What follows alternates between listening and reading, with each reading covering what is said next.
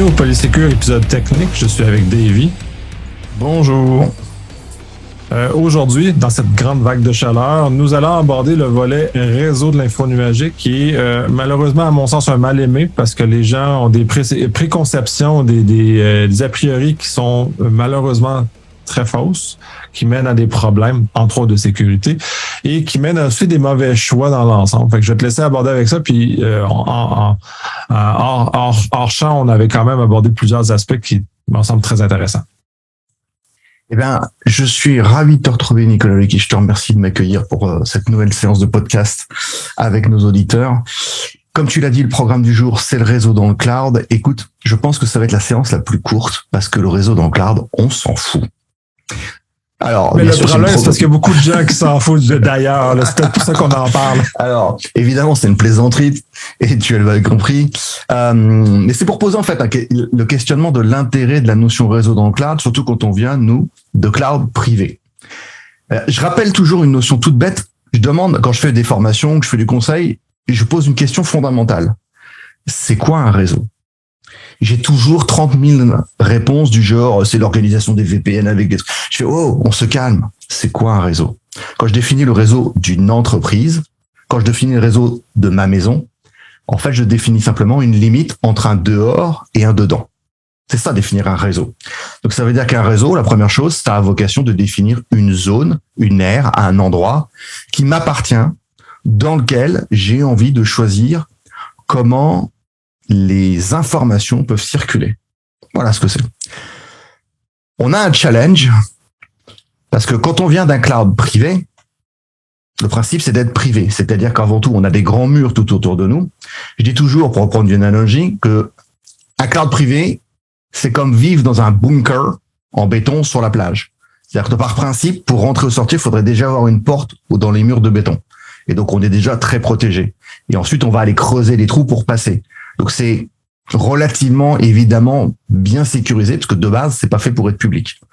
Mais un cloud public, j'ai envie de dire, c'est dans le nom, c'est public.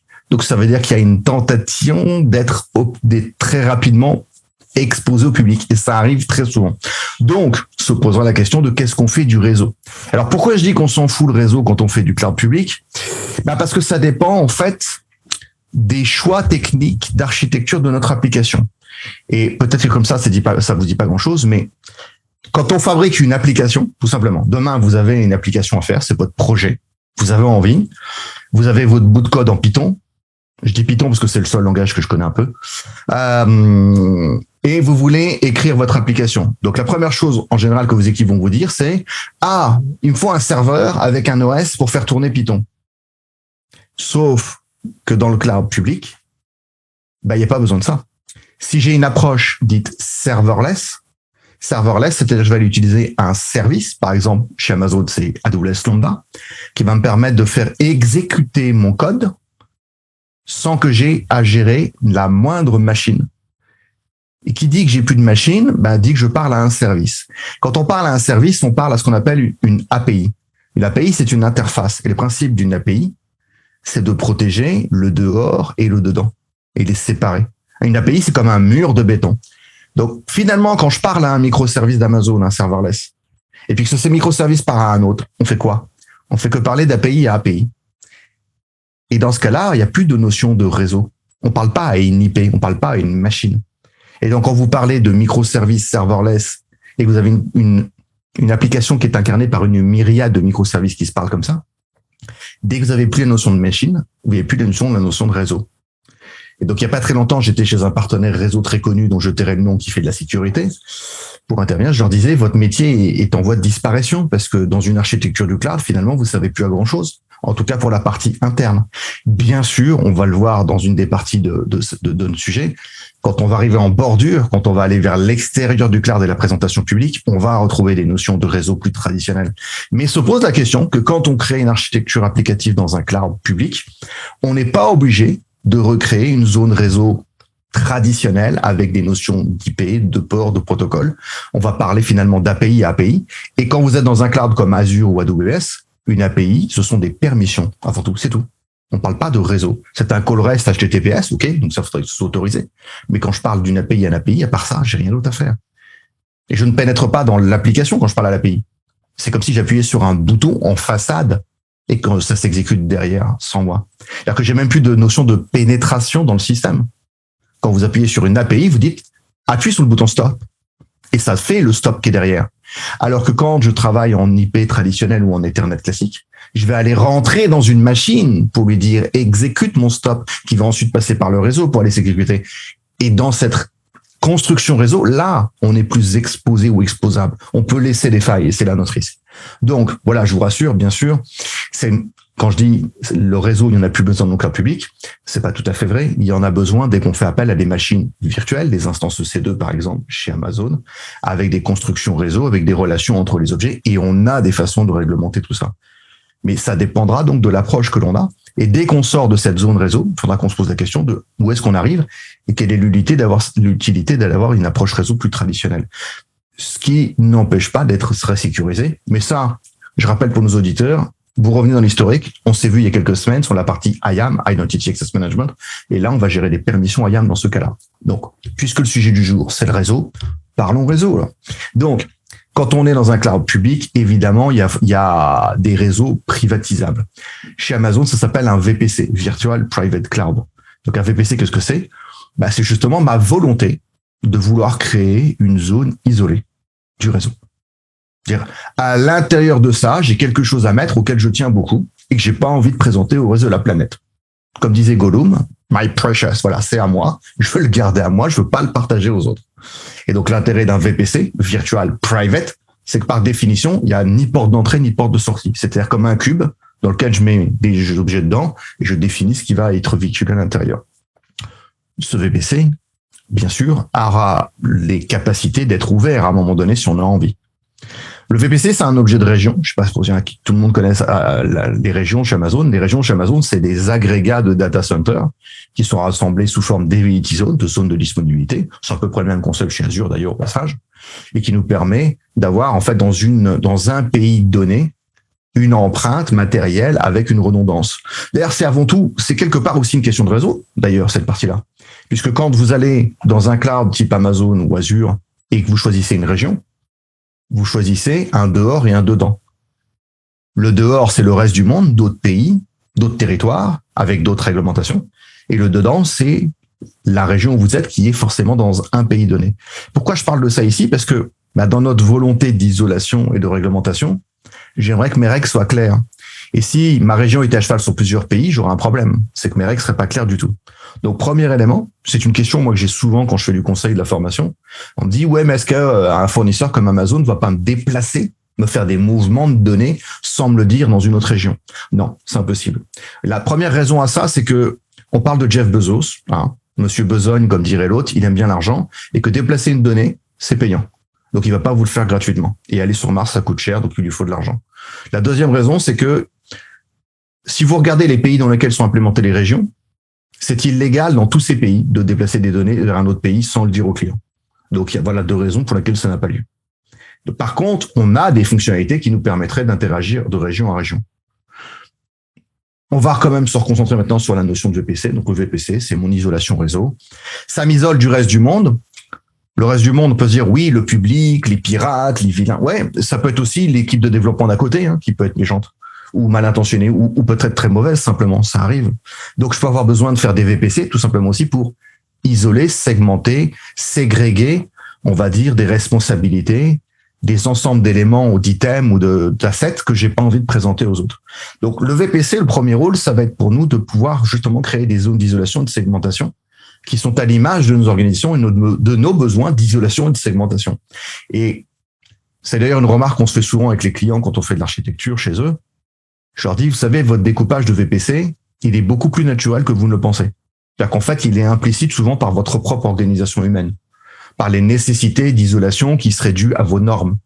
Les équipes de sécurité, si vous les mélangez aux autres, il va tout de suite vous engueuler, c'est évident. Il va dire non, tu nous laisses tranquille dans notre coin. Et les gens qui font de la prod vont dire ouais, enfin non, je veux pas que les développeurs aient développé dans la prod. Vous voyez, donc en fait, il y a des choses où ça fait sens tout de suite. Et travailler en dehors de ça, vouloir réunir ces deux éléments-là à chaque fois, serait souvent une source de risque. Donc, on va éviter les risques.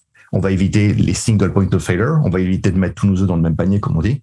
Donc, on va déjà découper par VPC. Le VPC, c'est un objet de région, donc lui, il est à cheval. C'est une segmentation à cheval sur tous les zones de la région. Le niveau d'en dessous, c'est le subnet. Donc un subnet, c'est un sous-réseau, traduction directe, littérale. C'est une sous-zone réseau intermédiaire qui, elle, est liée à les wiktizones. Donc en gros, c'est une zone dédiée à un data center, si vous préférez. Comment on découpe ça? Comment on organise ça? D'abord, moi, je donne toujours un conseil pour clarifier les choses. Je dis, le VPC, c'est comme les fondations d'une maison. Donc, en général, moi, je sais pas pour vous, mais je rêve d'avoir une grande maison. Donc, j'aimerais bien avoir des fondations, pour le coup, très larges. Mais des grandes maisons ne nous obligent pas à faire des grandes pièces. Si vous allez dans un château en France, vous visitez les châteaux, vous verrez des toilettes, comme tout le monde. Et ces toilettes sont petites, comme tout le monde. Donc, ça prouve bien que on a beau avoir des grandes fondations, on peut avoir des petites pièces. Donc ça, c'est le découpage VPC subnet. Le VPC, c'est les fondations globales de mon réseau pour accueillir le plus de choses possible. Et le subnet, c'est comme des pièces intermédiaires dans lesquelles je vais pouvoir positionner des gens. Et pour passer d'une pièce à l'autre, il y aura des portes avec des contrôles. Et ce sera la façon pour nous de le faire. Ça veut dire aussi que quand je découpe mon réseau de façon logique, en disant, tiens, j'aimerais avoir un sous-réseau public, si je veux le rendre redondant chez Amazon, il faudra créer plusieurs subnets. Un par IoT zone. Et en l'occurrence, il n'y a pas d'overlap possible ici. Vous devrez avoir des adresses différentes obligatoirement. Ce qui vous augmentera aussi le nombre d'IP possible, pour le coup, pour votre réseau.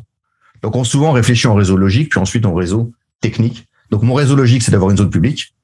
Mon réseau technique, c'est d'avoir 3 subnets différents, un par IoT zone, pour redonder. Ces subnets n'ont pas la même identité, mais ils ont la même vocation. À partir de là, pas de problème. Je vais essayer de leur mettre des règles communes pour que ce soit cohérent. Un réseau public, ça signifie quoi? C'est un réseau dans lequel on aurait pour le coup créé une porte de sortie d'entrée et dans lequel on peut exposer, si on le souhaite, des éléments pour pouvoir entrer et sortir. Je sais bien si on le souhaite, c'est pas obligatoire. Ça passe par exemple pour Amazon par ce qu'on appelle une Internet Gateway. Alors, l'Internet Gateway, c'est un concept très simple. C'est littéralement avoir pris sa perceuse et faire un trou dans le VPC pour ouvrir la porte. C'est tout. C'est-à-dire qu'une Internet Gateway, ça n'a pas d'autre valeur que ça. Vous la prenez, vous l'attachez au VPC et Amazon comprend que vous avez une porte de sortie qui permet de passer par leurs équipements à réseau à eux, pour aller sur le réseau public. Mais ce réseau public va m'exposer. Alors, ça dépend. Moi, l'Internet Gateway, c'est pas un device, c'est pas un équipement, c'est pas une machine que je peux attaquer. Ce que je pourrais voir de l'extérieur, c'est ce que j'ai positionné derrière, qui aurait peut-être une identité sous forme d'un nom DNS ou d'une IP publique. D'accord? Et là, vous allez me dire, oui, c'est comme dans un cloud privé. Exactement. C'est la même chose. Donc, en fait, l'Internet Gateway, c'est un peu comme votre boîtier Internet à la maison, votre box, comme on dit en France. Cette box, elle vous permet de rentrer et sortir, d'identifier sur le réseau public. C'est la même chose ici. Cette Internet Gateway, c'est comme notre box, elle permet de rentrer et sortir. Si on a prévu le coup de lui mettre une petite route. Donc, il faudra aussi associer à chaque subnet des notions de route table. Vous voyez, des notions qu'on retrouve qui sont somme toute assez communes aux notions de réseau traditionnelles à la maison, on premises.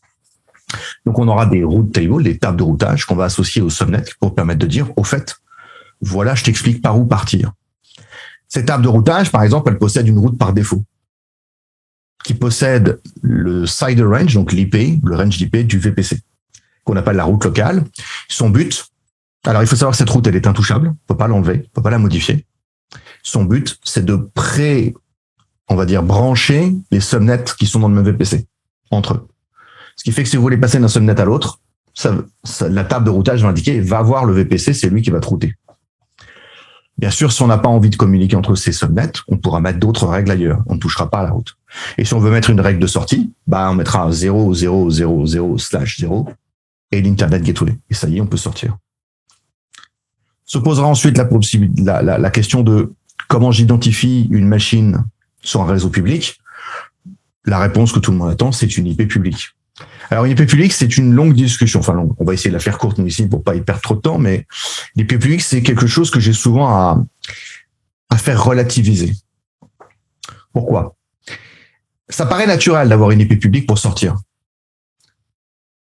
Mais finalement, c'est une question d'habitude. Et comme je dis dans toutes mes séances de conseil et de formation, votre pire ennemi dans le cloud, c'est l'habitude. C'est l'habitude d'avoir fait dans un environnement privé. Je rappelle qu'un environnement privé, par définition, est tout sauf public. Donc, à un moment donné, si on veut aller vers l'extérieur, il nous faudra avoir une identité publique. Donc, avoir une IP publique dans un environnement privé, c'est relativement commun dès qu'on veut être identifiable à l'extérieur. Mais là, je rappelle que par principe, un cloud public est public. Il est très ouvert à l'extérieur. Donc, en fait, finalement, pour être présent sur un réseau public, on n'a pas besoin d'autre chose que du cloud en lui-même. Souvent, un nom DNS et une relation avec ce nom DNS nous suffira largement. C'est le cas, par exemple, qu'on a avec l'ELB. Quand on utilise un Elastic Load Balancer d'Amazon, la première version qui est l'ALB, on utilise juste son nom DNS, ça nous suffit. D'abord parce qu'on est sur un service managé qui est très élastique, qui va peut-être consommer des centaines d'IP à la minute, ou j'exagère un peu, mais très rapidement. Ce qui fait que si on identifie par IP, ça ne marchera jamais, ça change tout le temps. Donc on a besoin du nom DNS. Je rappelle toujours à mes clients, je dis, mais c'est pas que je veux pas que vous utilisiez d'IP public en soi. C'est que si je mets mon petit chapeau noir de pirate, moi, une IP publique, c'est comme un cadeau de Noël. C'est une adresse auquel je vais pouvoir me référer régulièrement parce que je sais que ça qualifie un équipement précis. Et donc, je sais à quoi je m'attaque directement. Si vous me dites, j'habite dans un énorme immeuble avec 500 autres personnes, et j'ai gagné au loto et l'argent est dans une valise, et que j'ai que l'adresse de votre immeuble pour essayer de vous pirater votre argent, c'est compliqué. Si maintenant vous me donnez exactement à quel étage vous habitez et quel est le numéro de la porte, ça va être beaucoup plus facile de pirater. C'est la même chose ici. Entre un nom DNS et une IP précise, c'est le même niveau de rapport que j'ai. Donc, c'est-à-dire, je vais pouvoir venir vous travailler tranquillement. Et si je sais que j'ai beaucoup d'argent à faire, à moins d'être très mauvais en tant que hacker, je vais prendre mon temps. Je vais y aller tout doucement. Et je vais vérifier que cette IP, c'est toujours la même, elle est toujours là, que ça va me rassurer tous les jours de la voir. Et pendant des mois, je vais venir vous travailler jusqu'au moment où je retrouve une faille. Et donc, c'est évidemment plutôt dangereux. Oui. Puis je vais rajouter que une adresse IP publique, ça prend moins de 30 minutes avant que les malveillants commencent à la surveiller, à l'essayer. Puis je pense que le temps continue à descendre avec le temps, le continue à être de plus proche de zéro. Donc, c'est quasi instantané qu'ils vont réussir à voir que cette adresse-là est là. Et si par malheur, on a justement branché des services qu'on avait mal préparés, on risque de se ramasser avec une situation qui va être désastreuse et finalement, on va avoir des invités qu'on ne voudrait peut-être pas dans notre VPC. Sûrement pas même. Et eux, ils seront ravis par contre d'y arriver et ils seront ravis qu'on leur aurait facilité le boulot. Comme je dis toujours en sécurité, une des règles du hacking, c'est d'attendre que la personne en face ait mal fait le boulot ou pas du tout. Et donc là, en l'occurrence, ce serait de quelque part faciliter le point d'entrée dans une architecture. Donc l'IP public, modérément. Petit détail technique, chez Amazon, quand vous voulez une IP publique, il y a deux façons de l'avoir. Je parle d'IPv4, bien qu'Amazon supporte les IPv6. Je ne vais pas en parler beaucoup ici, parce que c'est pas un sujet passionnant. Et je parlerai même pas d'IPv5. Et ça, c'est normal, puisqu'il n'y en a pas. Donc IPv4 public, vous pourrez en avoir une dynamique. Le principe du dynamique, c'est que vous allumez une machine, elle réclame une IP, vous l'avez. Vous vous connectez à la machine avec, tant mieux. Vous éteignez la machine, vous la remet. C'est dynamique, elle a changé. Le principe, c'est d'avoir l'opportunité, mais c'est pas forcément la stabilité. Si vous voulez avoir une IP statique publique, chez Amazon, ça s'appelle une Elastic IP, c'est une option. Qui est pratique, hein. Vous l'avez, vous réservez une IP, vous l'attachez à la carte réseau de la machine qui vous intéresse, et ensuite, vous pouvez parler dessus, super. Vous éteignez la machine, vous la rallumez, elle n'a pas changé. Vous pouvez même faire mieux. Vous pouvez détruire la machine, en recréer une autre toute neuve et remettre la même IP, si par exemple, c'est par l'IP que vous rentrez dans cette machine, vous êtes identifié. L'inconvénient, c'est une petite subtilité qui est très particulière, mais qu'il vaut mieux ne pas rater si vous voulez pas avoir de surprise à la fin du mois. Comme je dis toujours, c'est un service qui est payant quand on l'utilise, mais qu'on l'utilise pas. C'est-à-dire que si vous prenez une IP publique, Elastic IP, vous l'attachez à une machine EC2 qui est vivante, qui est active, ça fait partie du prix de la machine. Il n'y a pas de surcoût. Vous éteignez la machine et le compteur commence à tomber. Et là, vous commencez à payer. Vous décrochez la carte avec l'IP dessus, vous la rattachez à rien, vous payez. Vous détachez l'IP et vous la rattachez à rien, vous payez. Et quand je dis vous payez, c'est un service qui est vraiment, vraiment pas donné. Donc faites attention à ça quand vous l'utilisez, s'il y en a vraiment. Favorisez toujours le DNS, favorisez aussi la dispersion. Donc par exemple, si demain vous me dites « Ah, je vais faire mon site web chez Amazon, mais j'attends beaucoup de visites, donc je vais avoir une dizaine de serveurs web qui incarnent mon site web. » Mettez-le moi derrière un ELB. Arrêtez de me mettre des IP publics partout. Ça n'a aucun sens, ça n'a aucune légitimité. Je vois que ça te fait rire, Nicolas, Loïc. Énormément, parce que c'est des réflexions anciennes, c'est des façons où on était contraint de vivre avec ces affaires de IP-là, puis de devoir à y réfléchir énormément quand on est dans un univers de, justement, l'élasticité nous amène ailleurs, nous amène en dehors de ça, parce qu'un IP, ce n'est pas élastique, mais alors zéro élastique. Et toutes les mécaniques par-dessus viennent arracher l'élasticité, donc on est beaucoup mieux, le DNS entre autres, d'utiliser, de consommer les services de cette façon-là, ou même par API. Dans certains de mes clients, une des règles que j'ai émises, c'est que dans le cas d'un hub and spoke, dans un environnement le plus Azure dans ce cas-ci, ils ne peuvent pas se parler que par des API. Ils ne peuvent pas de contact direct. Le API et le gateway entre les deux. Donc, on ne parle même plus de zone réseau, on parle juste de zones applicatives qui se parlent ensemble à travers des API contrôlées. Puis là, on a tout l'épisode de IAM qui était très, très là-dessus. On pourra revenir sur des éléments plus spécifiques aux API éventuellement. Mais oui, c'est la seule porte d'entrée. Il n'y a plus de IP, il n'y a plus de... On parle d'un API. Point barre. C'est ce qu'on disait tout à l'heure en introduction, exactement sur ce sujet. Hein. À partir du moment où on met une API, on met une interface entre le dehors et le dedans qui est infranchissable. Donc, on parle plus de besoin de pénétrer dans un réseau, puisqu'en fait, je dirais qu'on approche en bordure du cloud public les services qu'on laisse consommer aux autres. Et donc, on ne nécessite plus de venir nous parler en interne, ce qui règle une grosse partie des problématiques et qui devient des problèmes de permission, ce qui peut être mal géré aussi, mais qui est déjà moins risqué qu'une IP publique ou que 50 IP publics qui traînent. Et comme tu le dis, souvent par habitude, par réflexe, qui a du sens. Hein, quand j'ai un client qui me le fait, qui me le dit, on rigole 5 minutes, je lui explique mon point de vue et je l'amène à comprendre ce qui était une nécessité précédemment, qui ne l'est plus aujourd'hui, qui est juste un choix technique, qui peut être défendable dans certains cas d'architecture si on souhaite vraiment avoir une machine identifiée par une IP spécifique, pourquoi pas. Mais ça veut dire qu'il va falloir faire un effort de sécurité supplémentaire sur ces machines qui sont potentiellement plus à risque. Comme tu l'as très bien dit, ensuite on va parler du DNS. Donc ici, par exemple, c'est le service Route 53 qui nous permet de faire des résolutions DNS en privé à l'intérieur de mon VPC entre mes ressources en créant des sous-domaines DNS. Et on a bien sûr la résolution publique. Donc à partir du moment où on a un Route 53 qui est devant nous, qui est en public, le nom de mon site, je l'enregistre dedans, je fais ce qu'on appelle une hosted zone, donc je fais un enregistrement de ce nom. Et puis après, je vais faire des alias ou des canonical names vers les destinations qui seront mon load balancer et mes machines.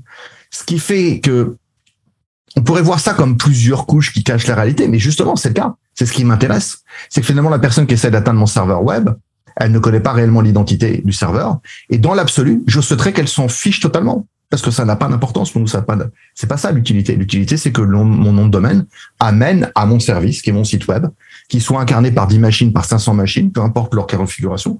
Moi, je veux que ce chemin soit toujours accessible et c'est ça qui m'intéresse le plus. À l'intérieur des VPC, on a bien sûr des règles de sécurité qui sont possibles et on identifie 2 éléments, 3 plutôt. Le premier, je vais reprendre, on a des subnets, on a des publics, c'est-à-dire qu'on peut avoir aussi des subnets privés. Donc un subnet privé, c'est un subnet dans lequel on n'aura pas de route de sortie directe. Ça n'empêche pas une ressource, une VM, une instance EC2 qui est dans un privé, de souhaiter aller voir des choses à l'extérieur. Mais elle n'a pas le droit d'y avoir accès directement, elle ne peut pas être accédée directement de l'extérieur. Si elle veut sortir, on peut faire du NAT, tout simplement, quelque chose de classique. Le principe d'un NAT, c'est de prendre une identité privée, de récupérer la requête qui lui est envoyée pour la porter en son nom en public et ramener la réponse. Voilà. Donc, il n'y a pas d'exposition publique ici. Le NAT joue le rôle. Pendant très longtemps, on a fait des instances de NAT, des VM, Windows, Linux, avec le problème que ce soit des machines virtuelles uniques, donc des single point of failure limitées en bande passante. Il y a quelques années de ça, Amazon a rajouté la fonctionnalité de la NAT Gateway, qui est un service pareil multi-zone, attention, il faut en faire une pareil multi-zone, mais qui permet de reprendre le relais. C'est bénéfique, c'est intéressant, mais c'est limité en bande passante à 10 gigas. Donc, ce goulet d'étranglement peut être problématique. On pourrait ici retourner ensuite, parler de sécurité, par les règles de firewall qui sont possibles. Je vais rester sur ce sujet-là, parce que c'est quelque chose qui arrive souvent. Et quand on réfléchit bien, on se dit, attends, je suis dans un VPC. Si j'ai bien compris, le VPC, il est chez Amazon. Quand je sors en public, souvent, c'est pour aller parler aux services d'Amazon qui sont eux-mêmes en public. Et peut-être que nos auditeurs l'ignorent, mais 90% des services d'Amazon ne sont pas dans des VPC. Si vous prenez un Bucket S3, si vous prenez Tab DynamoDB, si vous prenez SNS, SQS, Kinesis, tous ces services-là sont à l'extérieur du VPC. Donc, ça veut dire que, historiquement, quand on voulait accéder à des services d'Amazon, il fallait avoir une porte de sortie, sortir, taper dans le service pour rentrer. On se dit, attends, c'est en train de me dire que pour aller chercher le sel qui est dans la cuisine, alors que je suis dans le salon, je passe par la fenêtre, je sors dans la neige, je me bats avec les ours et je rentre de l'autre côté. Oui, on est d'accord que ça paraît un peu bizarre. Donc Amazon a fini par entendre raison et nous a rajouté il y a quelques années de ça, il y a près de 7 ans maintenant, ce qu'on appelle les VPC Endpoint. Les VPC Endpoint, c'est en fait une espèce de raccourci extrêmement pratique et qui est maintenant presque normalisé pour tous les clients. Le VPC Endpoint, c'est, tu dis, en fait, si je suis Amazon et que tu es chez Amazon, est-ce qu'on peut pas faire un lien direct entre les deux? C'est le VPC Endpoint. Donc, c'est une porte dérobée qu'on met au niveau du VPC. Elle existe en 2 versions. Il y a la Gateway Endpoint et l'Interface Endpoint. C'est juste, en fait, ce qui va changer entre les deux, c'est le point d'entrée. Il y en a une, c'est une gateway sur le VPC. L'autre, c'est carrément comme si le service venait poser une carte réseau chez vous dans votre subnet, littéralement. Et vous avez une carte réseau toute seule avec son IP, voire sa résolution DNS, qui en fait pointe vers un service et qui est capable, par l'autorisation d'Amazon, d'enjamber les limites de votre VPC. Et ça me sert à taper directement dans le service. Donc, l'Internet Gateway, là, vous pouvez l'acheter à la poubelle, j'en ai plus besoin. J'ai plus besoin de sortir en public. La NAT Gateway, pareil, vous n'en avez plus besoin. Donc, ça veut dire qu'on n'a plus de problème de bande passante, on n'a plus de problème de sécurité. Et alors, mieux que ça encore, et on va rejoindre le module qu'on avait fait sur Identity Access Management, on peut rajouter des policies IAM dessus. Donc, on peut même carrément mettre en plus des politiques de sécurité qui ne sont pas du réseau, mais ici des permissions de consommation des API qui sont derrière. Le VPC Endpoint, aujourd'hui, c'est vraiment un standard. J'ai quasiment pas un client qui fait une architecture digne de ce nom, il n'y a pas des VPC Endpoint. Alors, pour ceux qui n'en ont pas, vous pouvez rougir et vous mettre à étudier le sujet. Je pense qu'il faut y aller maintenant. Donc, ça peut être un moyen comme ça pour nous de donner l'accès carrément en privé à un service qui ne serait pas consommable autrement. Donc, ça, c'est vraiment quelque chose de très commun. Et on peut aller jusqu'à se l'approprier soi-même pour partager ses propres services. Imaginez que vous ayez créé une super application. Vous adorez cette appli et vous avez plein de partenaires qui l'aiment aussi. Ils sont aussi chez Amazon. Eh bien, vous pouvez faire ce qu'on appelle un private link. Donc, ça s'appelle VPC Endpoint Interface Supported by Private Link. Ouais, j'adore le nom. Donc, on l'appelle ça un private link tout court. Ça veut dire qu'en fait, vous allez avoir dans un VPC votre application incarnée par des EC2. Vous allez créer ce qu'on appelle un Network Load Balancer, qui est la deuxième variation de l'ELB, l'Elastic Load Balancer. Et cette Network Load Balancer, devinez quoi? Il va prendre une carte réseau et il va aller les poser dans le VPC de votre voisin.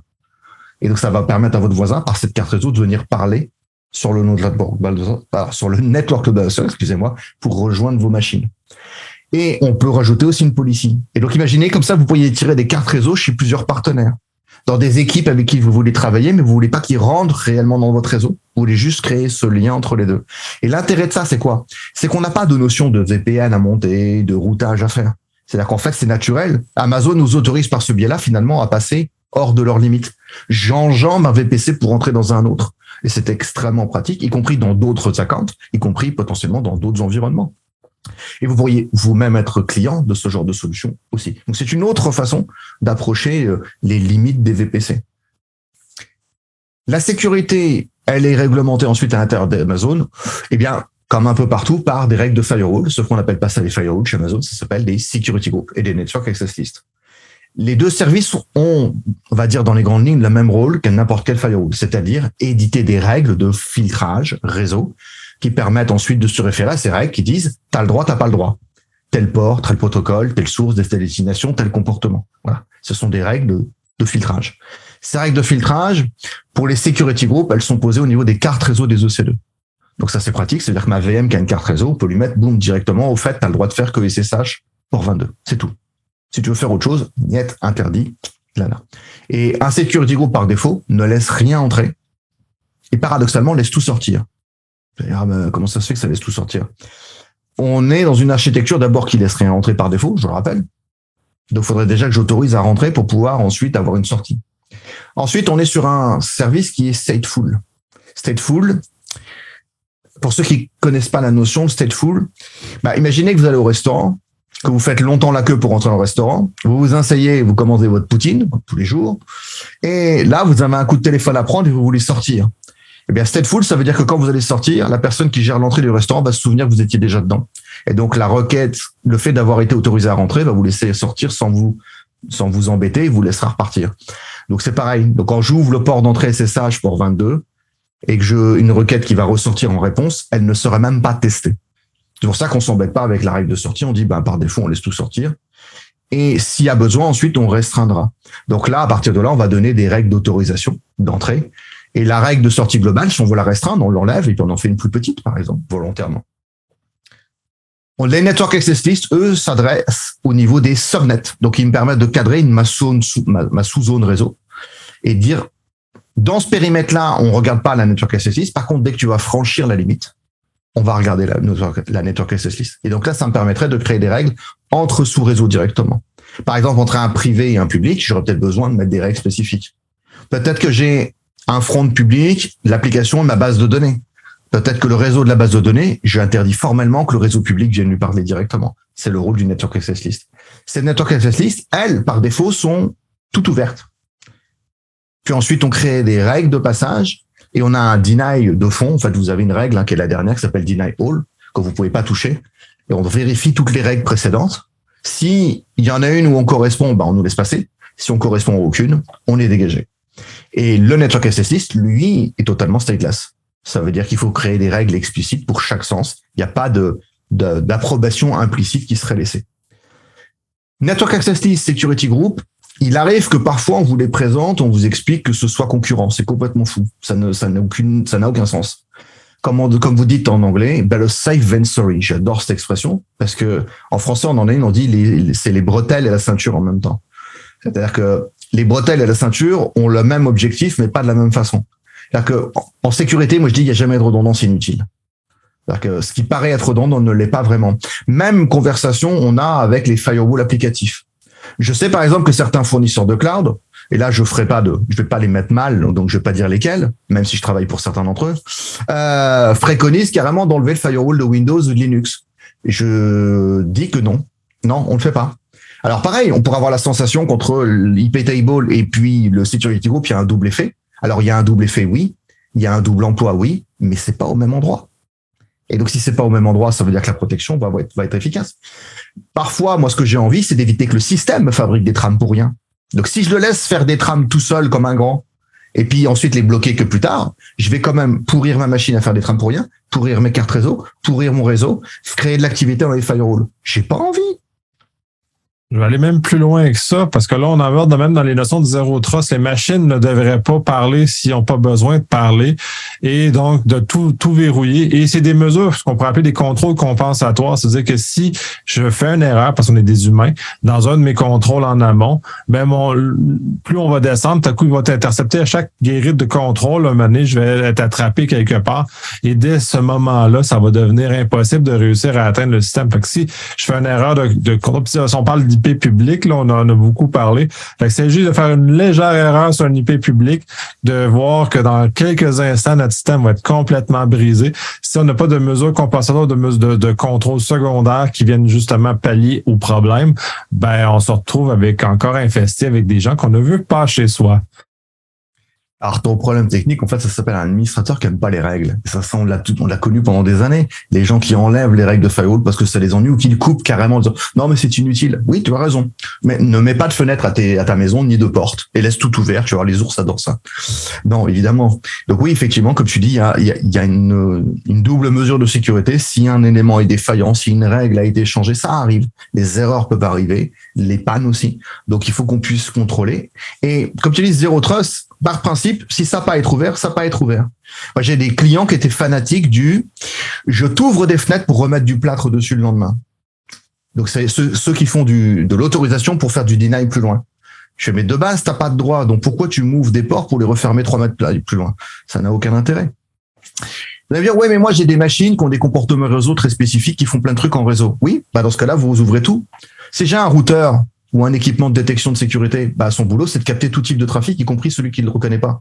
Enfin, qui est pas fait pour lui. Donc, ça veut dire qu'en fait, la couche système possédera les capacités de traiter ce réseau. Dans ce cas-là, on laisse tout rentrer dedans. C'est normal, puisque son boulot sera justement de venir à traiter et avoir ce réseau. Une fois qu'on a mis en place nos réseaux, nos liaisons, on peut faire ce qu'on appelle des VPC peering. C'est possible. Donc, imaginez que vous avez des VPC. Alors, vous allez me dire, ouais, mais le but, c'était de les isoler. Oui, qu'ils sont isolés les uns des autres. Mais dans lequel vous voudriez, par exemple, créer une zone commune pour faire du VPN. Voilà. Au lieu d'avoir, imaginez, vous avez 50 VPC, vous n'allez pas monter 50 VPN. Ça ferait 100 tunnels à monter. C'est une catastrophe. Donc, on va aller, par exemple, destiner un VPC dans lequel on va monter le VPN. Et puis ensuite, on va créer des liaisons entre ce VPC qui possède la liaison VPN et puis tous les autres. Tu as parlé d'architecture hub and spoke. On parle d'architecture aussi lollipop, la sucette, parce qu'effectivement, on n'a qu'une tige et ensuite on va très loin. Donc ça passe par une technologie chez Amazon qui s'appelle le VPC peering, qui est une liaison explicite, sans apprentissage des tables. Ça évite que si je monte du peering entre deux VPC puis un troisième, un quatrième, on ait tout un chemin qui se trace tout seul sans qu'on les contrôle. Et qui permet comme ça que deux VPC puissent échanger. Alors, bien sûr, sous couvert que les security groups nous laissent passer, sous couvert que les network access nous laissent passer, sous couvert que les applications sachent gérer ce trafic. Mais ça permet de créer des liens. Alors, le VPC peering, Amazon vous le dit moins souvent, par exemple, c'est que, en fait, il y a une limite.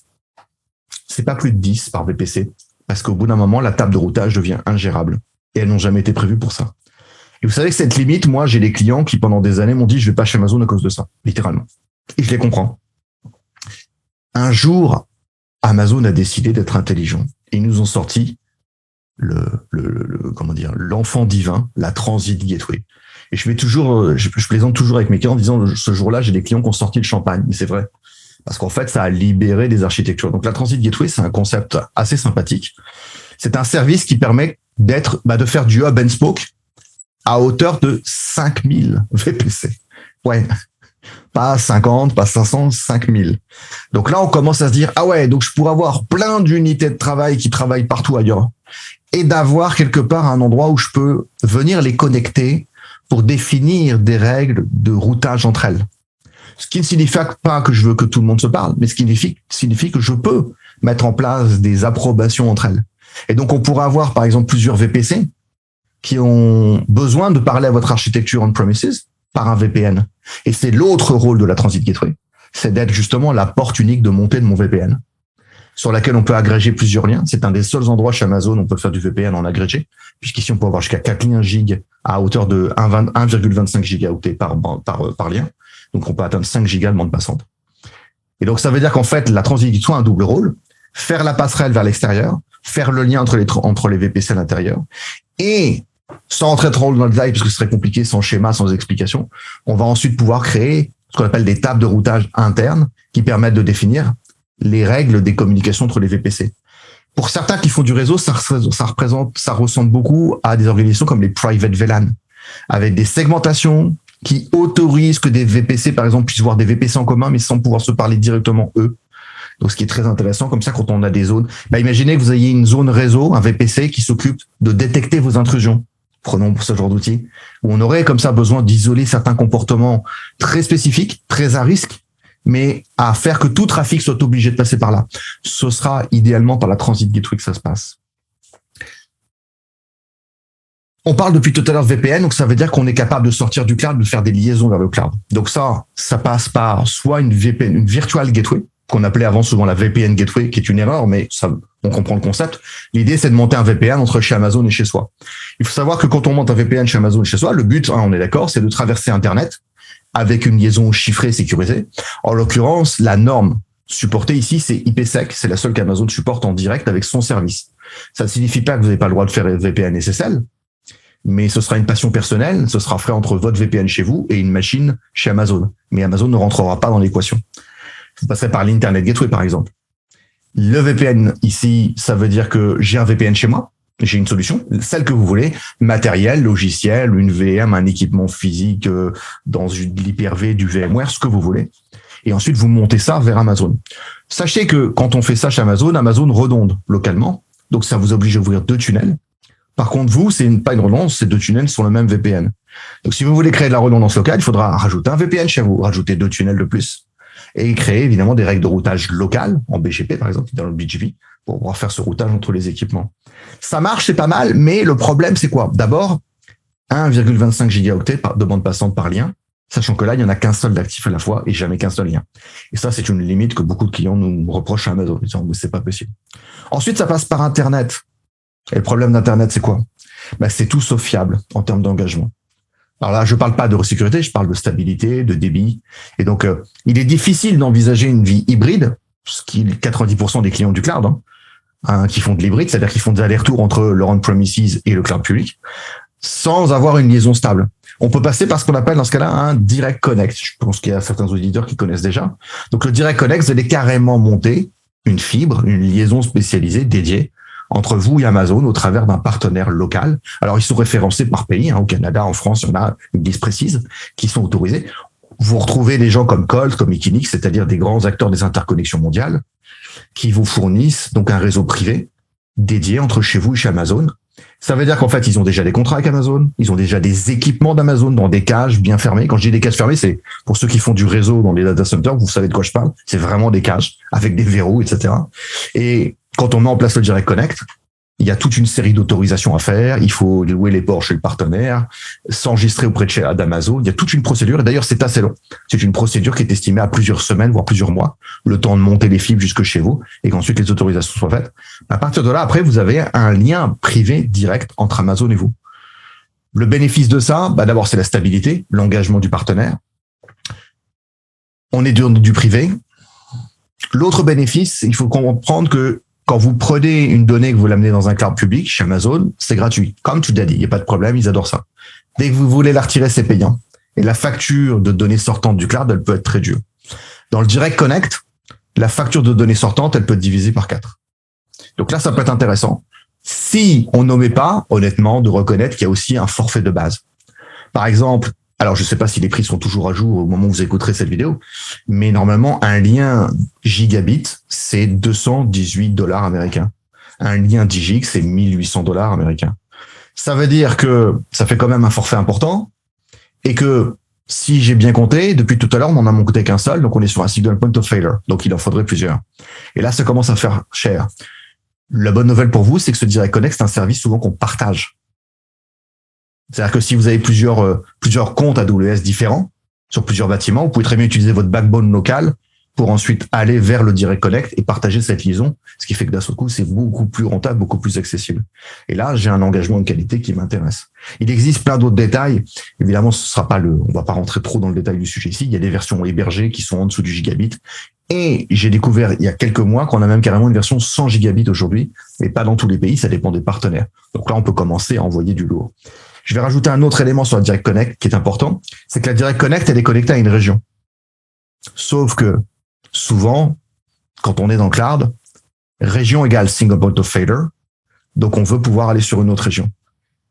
Et donc, on va utiliser ce qu'on appelle la Direct Connect Gateway, qui est une façon pour Amazon de nous dire, je vous accueille dans la région Montréal, par exemple, mais si vous voulez bifurquer en France, eh bien, en fait, votre Direct Connect sera toujours monté à Montréal, et de là, nous, on vous routera par nos équipements privés entre le Canada et la France directement.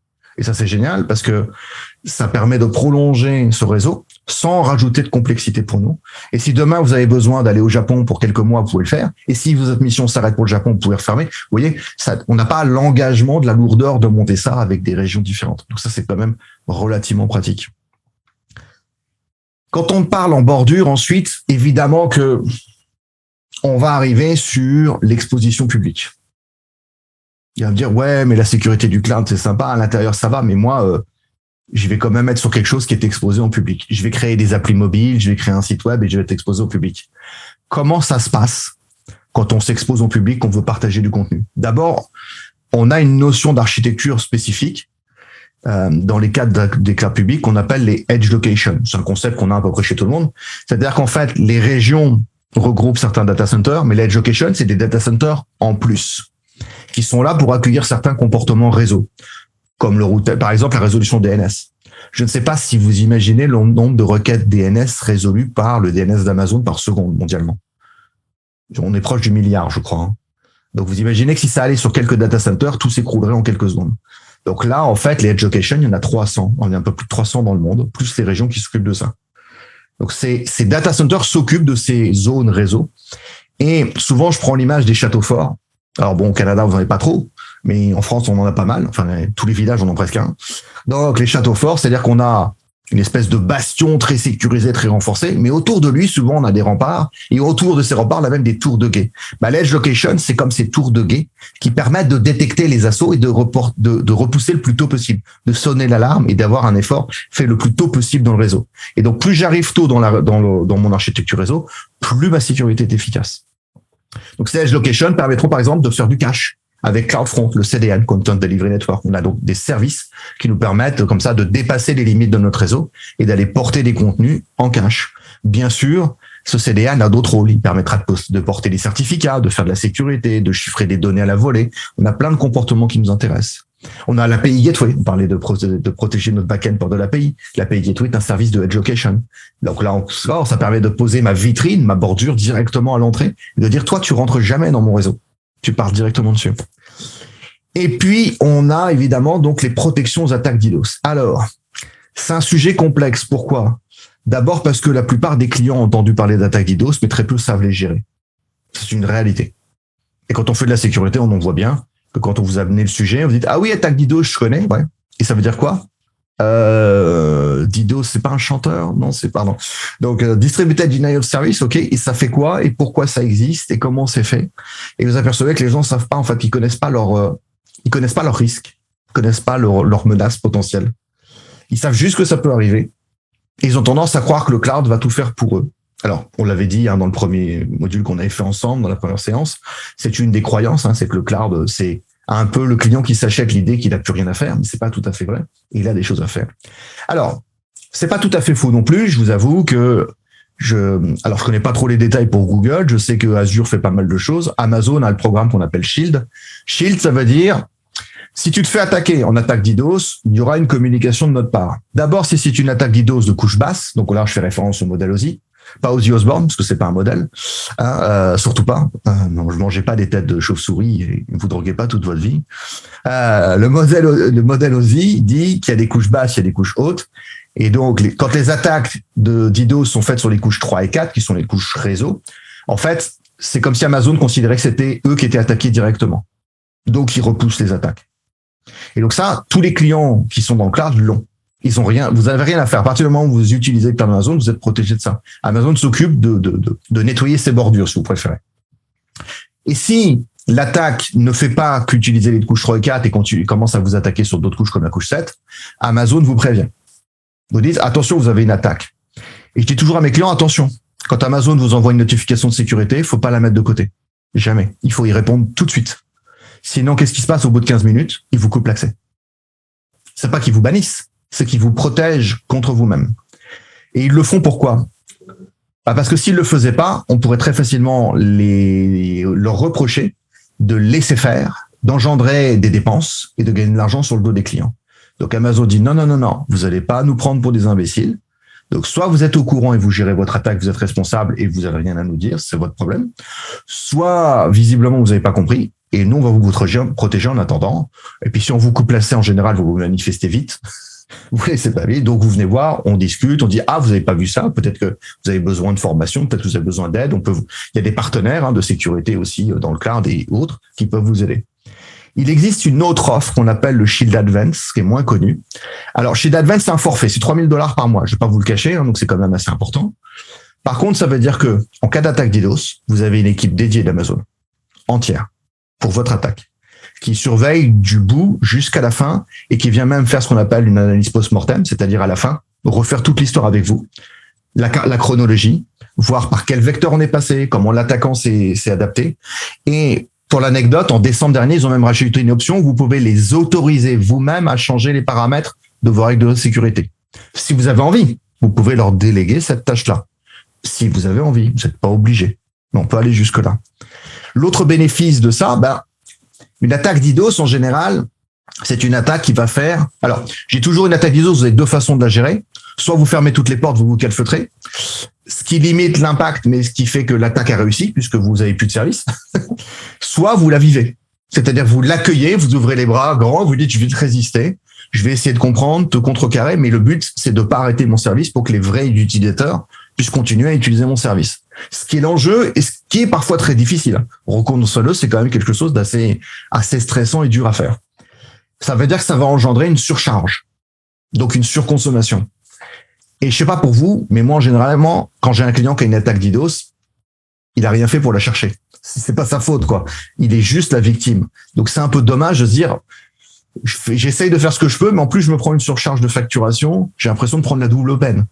Donc, Shield Advance propose à Amazon, aux clients d'Amazon, de revoir la facture ensemble et d'extraire de la facture, tout ce qui est qui tient compte qui fait partie de l'attaque. Ça veut dire qu'on aura aussi les services de protection qui sont défacturés. D'ailleurs, on va parler par exemple du WAF, le Web Application Firewall. Eh bien, le WAF sera en illimité. Ça ne veut pas dire qu'il est limité naturellement, mais ça veut dire que normalement, quand vous l'utilisez sans shield advance, vous payez tout. Et le WAF d'Amazon peut devenir cher si on se fait attaquer très longtemps et qu'il fait beaucoup de contrôle. Donc là, ça peut être très intéressant d'avoir ce contrat-là. À nous de voir. Donc, dans les protections, oui, il y a un WAF. Donc, qu'est-ce que c'est qu'un WAF? Pour ceux qui connaissent moins le concept, un firewall, c'est un outil de filtrage des couches réseau. Un WAF, ça va être un outil de filtrage des couches réseau, mais aussi des couches applicatives. C'est un firewall de couchettes, d'où le nom, Web Application Firewall. Donc, ce WAF, le but, c'est de venir détecter soit des choses qui sont inhérentes du réseau. Ah, tiens, je connais ton IP, je l'aime pas, je la bloque. C'est du pur réseau. Mais ça peut être aussi des comportements. Tiens, c'est marrant, cette IP, je la connais un petit peu. Et là, tu augmentes le nombre de requêtes que tu me fais drastiquement, j'aime pas ça. Donc, ce que je vais faire, c'est pas ton IP qui m'embête, c'est le nombre de tentatives que tu fais qui m'embête. Donc, on va pouvoir faire du rating, par exemple. Tiens, tu essaies de taper trop de fois par seconde. Ça veut dire que t'es pas humain, par exemple. Ça veut dire que t'es une machine. Le WAF, ça va me permettre d'aller beaucoup plus loin, de chercher, par exemple, des expressions régulières, ce qu'on appelle des regex. Ça peut être une façon de détecter des comportements nocifs. Imaginez que vous ayez un site web dans lequel il y a des formulaires. Une attaque commune, c'est la surcharge de formulaires. C'est-à-dire qu'on va écrire volontairement dans toutes les cellules de vos formulaires jusqu'à la taille maximum possible pour vous nuire. Ça veut dire beaucoup de requêtes d'écriture. Ça veut dire faire effondrer le back-end aussi en passant. Ce qui est très sympathique. C'est très efficace pour les pirates. Hein. Ça marche très bien. Surtout quand c'est pas pris en compte, quand c'est pas bien géré. Donc là aussi, ça peut se détecter quand on a des des tailles de trame maximum, etc. Des attaques du type slow loris. Donc un slow loris, c'est quand on fait du flooding efficace. C'est-à-dire qu'on vous envoie des trames, mais à un rythme où on attend le time-out. Voilà, on est à la limite du time-out, on n'envoie pas trop de trucs, ce qui permet d'avoir une surcharge plus efficace. L'avantage pour nous, c'est qu'un slow loris, comme beaucoup d'attaques de type flooding, est très répétitif, donc c'est des patterns qu'on détecte aussi assez vite. Au passage, d'ailleurs, le slow loris, CloudFront lui-même le détecte déjà. Et le WAF peut aller plus loin puisqu'il peut détecter jusque aux manipulations de la base de données, ce qu'on appelle des injections SQL, donc des tentatives de mettre des requêtes qui iraient vers la base de données dans un bout de requêtes de la page qui normalement n'est pas fait pour ça. Si l'administration de la base de données ou du serveur qui est devant n'est pas bien faite, on ne peut nous avoir laissé cette possibilité. Et donc, il n'y a rien de pire qu'une petite requête innocente qui vous fasse un drop d'une table entière et qui vous vide tout un contenu, ce qui est possible. Donc voilà, le WAF, ça nous permet comme ça d'avoir ce contrôle sur des aspects qui sont plus du comportement applicatif, qui sans cette confrontation au comportement applicatif ne sont pas dissociables d'une requête légitime. Et donc je dis souvent à mes clients, vous savez, je vous mets au défi de faire la différence entre un gros succès et une grosse attaque, parce que des fois ça se ressemble beaucoup. Et donc, c'est pas du tout évident et il faut préparer tout ça. Donc, dans notre architecture réseau, on a besoin de ces composants en front. Et bien sûr, le summum du summum, c'est d'avoir donc Route 53 qui nous fait notre résolution, puis d'arriver sur une distribution CloudFront qui va s'occuper déjà de certains mécanismes de sécurité, avec le filtrage du WAF, et pourquoi pas de mettre une API gateway derrière. Et là, votre architecture en back-end, elle est quasiment inattaquable. Vous avez déjà repoussé 99% des attaques à ce niveau-là. Sachez pour ceux qui font le WAF, vous dire, ouais, mais moi, le WAF, je connais déjà. J'ai des outils j'ai du Barracuda, j'aime bien les gens de Palo Alto, j'ai du F5. Eh bien, il y a des outils, il y a des règles de firewall du WAF d'Amazon qu'on peut acheter dans un marketplace où ses partenaires peuvent venir fournir leurs règles. On retrouve aussi dans le WAF d'Amazon des règles du OWASP Top 10. Je ne sais pas si nos auditeurs sont familiers de ça, mais le OWASP Top 10, si vous connaissez pas, OWASP, WASP comme les guêpes, excusez-moi, le Top 10, c'est le classement des failles ou des menaces de top 10, des menaces des applications web auxquelles on se réfère. Et donc, ça veut dire que on a bien sûr des possibles réponses ou checks qu'on pourrait faire dans ce WAF qui va aller, que je souhaite implémenter, si possible par défaut, pour pouvoir homogénéiser tout ça. Je vais terminer sur ce sujet avec un conseil d'architecture. Quand on regarde le WAF d'Amazon et tous les types de WAF, se pose la question de où est-ce que je le mets en place? Parce que si j'ai plein de réseaux qui s'ouvrent au public, je vais me remettre à mettre des WAF partout. Un château fort, c'est efficace parce qu'il n'y a qu'une porte d'entrée avec un pont-levis. Fabriquez des châteaux forts dans vos architectures réseau. Ça, c'est mon conseil chez tous les clients. Mettez tous vos réseaux en privé. Créez-vous un VPC, une zone réseau de sortie publique, et mettez un sacré WAF devant. Mettez tous vos réseaux de sécurité, tous les éléments de sécurité du réseau à cet endroit-là. Ce qui fait que ça va concentrer vos efforts là-dessus. Ce sera plus facile à gérer pour vous, ce sera plus facile de détecter. Vous n'aurez pas 50 000 portes d'entrée. Mais je le vois très régulièrement chez des clients qui me disent « Ah ouais, il me faudrait des règles pour mettre… » Non, faites beaucoup plus simple. Et si certains d'entre vous s'en souviennent, on avait parlé du projet AWS Secure Environment Accelerator au Canada, qui est implémenté par Amazon et votre gouvernement, qui permet de définir une norme. Devinez quoi? Dans l'architecture type qui est fournie à votre gouvernement et vos instances gouvernementales, c'est exactement l'architecture qu'on fait. Il n'y a qu'une seule porte d'entrée et de sortie. Et je peux vous assurer que les contrôles à passer, eh ben, il y en a un gros paquet. Et donc là, ça veut dire qu'on est secure. On prend pas de risque et on se focalise pas sur 50 000 portes d'entrée, ce qui là aussi nous ferait augmenter le risque qui va avec. Donc vous voyez, le réseau dans le cloud, il y en a quand même besoin. Là, ça peut être par l'intérieur avec les VPC si j'ai des VM, mais même si je suis en serverless, j'ai la bordure à protéger. Et donc le réseau dans le cloud, il y en a toujours un peu, même si c'est que la bordure, avec les edge location et les mécanismes qu'on vient de voir. Et j'espère que la vue aura été relativement claire pour tout le monde. Si c'est pas clair, ben vous venez nous parler, faites des commentaires, venez nous demander, et puis on pourra spécialiser d'autres sessions sur des sujets précis.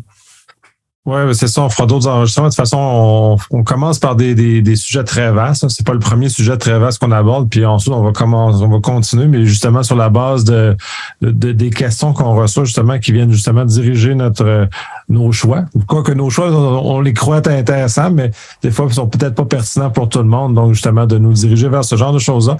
Je te remercie encore une fois. C'est encore très intéressant, très pertinent, justement, parce que de mon expérience, il y a beaucoup de mythes qui circulent encore au niveau du réseau en info nuagique. Donc, c'est important juste de démêler et de mettre les bons composants en bonne place pour les bonnes raisons. Et une porte d'entrée, même dans les réseaux privés sur site, on devrait avoir qu'une seule. Et si on en a besoin d'avoir juste une seule endroit, parce que c'est très difficile à gérer autrement. Merci. Merci à toi.